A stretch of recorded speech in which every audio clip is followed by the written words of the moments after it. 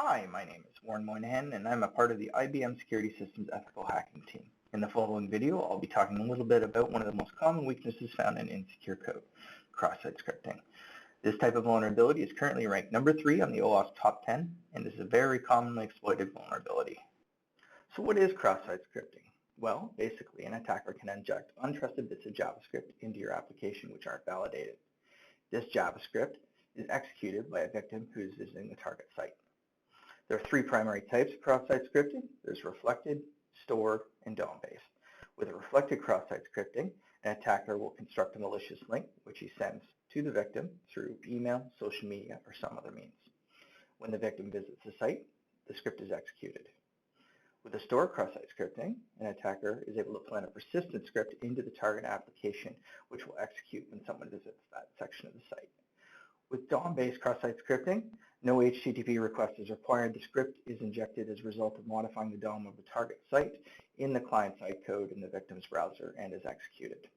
Approximately 17% of all applications tested are vulnerable to cross-site scripting. So what are the potential risks of a successful cross-site scripting exploit? Well, an attacker could compromise or take over the victim's user account in the application.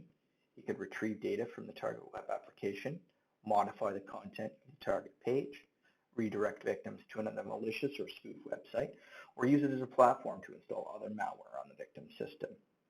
The consequences of any of these can seriously impact your ability to conduct business, your customer, and your organization's reputation. So how can you protect yourself against a cross-site scripting attack? Well, there's many different strategies you can use.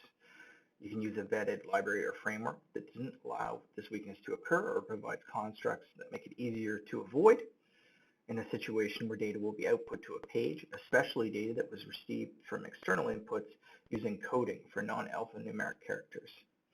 Set all cookies to use an HTTP-only attribute. This will protect the cookie from being accessible to malicious client-side scripts that use document.cookies. And of course, assume all input from external sources is malicious. Whitelist inputs that conform to strict standards and reject or transform anything that doesn't. In the following example, I'll demonstrate a couple of different vectors an attacker might use to exploit cross-site scripting.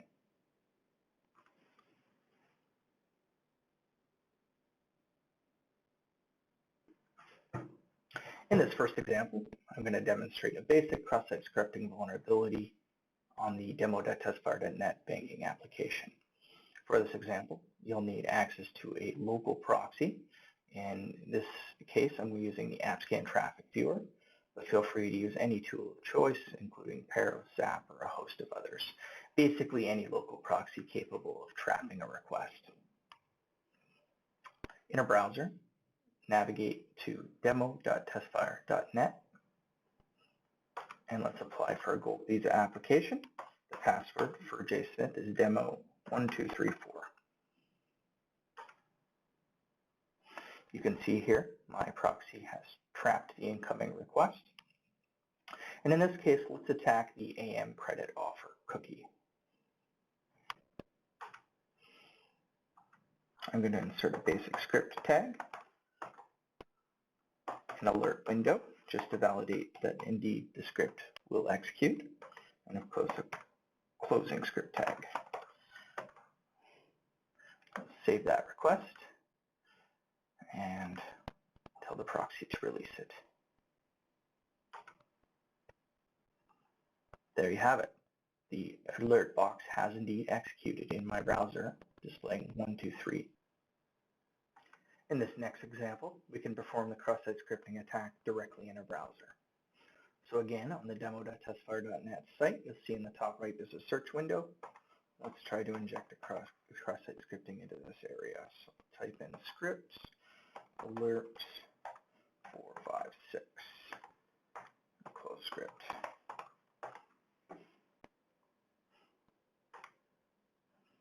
Great, you can see that this area is vulnerable to cross-site scripting. Now let's try something a little more fun than just an alert window. Let's see if we can redirect our victim to a site of our choice.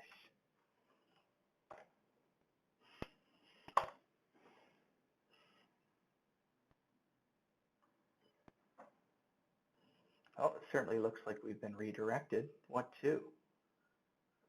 It's the hit video from the 1980s, Rick Astley, Never Gonna Give You Up. We could now embed a link, like the one on the screen, in an email, online forum, or some other means like social media for victims to unwittingly execute. Now, most attackers won't have the same sense of humor and won't care so much about redirecting you to a funny music video. They're after something more valuable. Let's see if we can use this attack to steal the victim's cookies. Now, instead of using Traffic Viewer as a proxy, I've set it up as a server in listening mode. We'll call this Evil Server. And in this injection, I'm going to redirect the user to my Evil Server, but I'm going to pass along document.cookie as a parameter. So you can see in this scenario, a victim could be logged into the website, unwittingly click this link in another tab, or maybe he hasn't invalidated the session, and these cookies are then going to be passed to the attacker. So let's go ahead and take that one. And let's send a request. So you can see, indeed, my Evil Server did receive the request from the victim, and here are his cookies. I could now use these cookies to impersonate the victim and log into their banking application posing as them.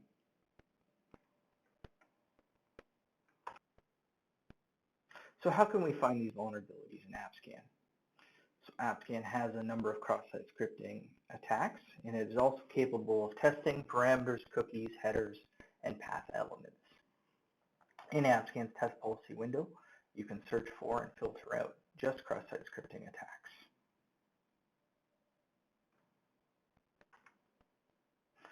So let's do a quick demonstration of this.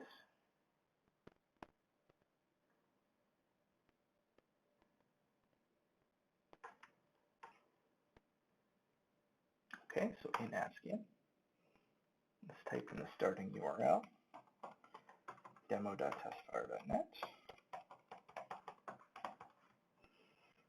And of course, let's record a login. J. Smith, demo 1234.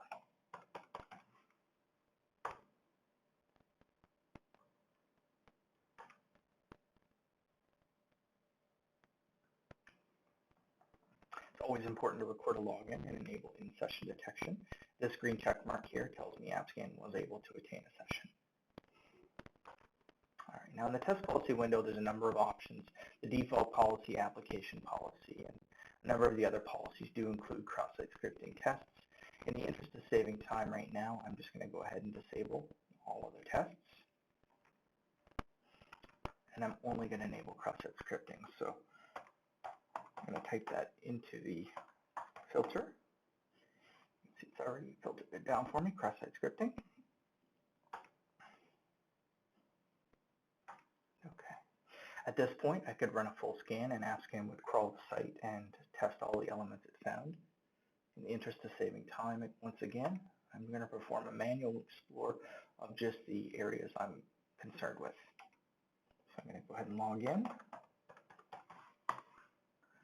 And the first cross-site scripting we manually demonstrated was at the apply.ASPX page. So let's navigate over there. And let's just submit a normal request. And the other area we found the cross-site scripting was in the search window. So I'm just going to search an arbitrary string here.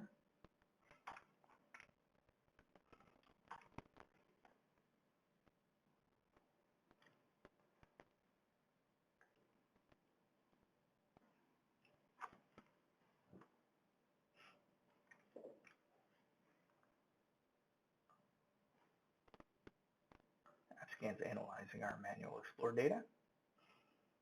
Let's go ahead and perform a test only just on those areas.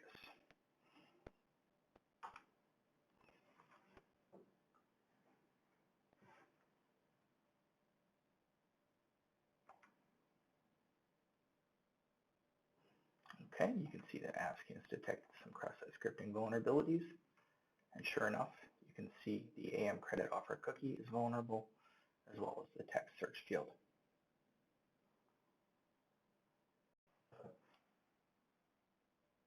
This concludes our coverage of the third OWASP Top 10 category. I hope you found this information useful, and I wish you the best of luck in writing and maintaining secure code.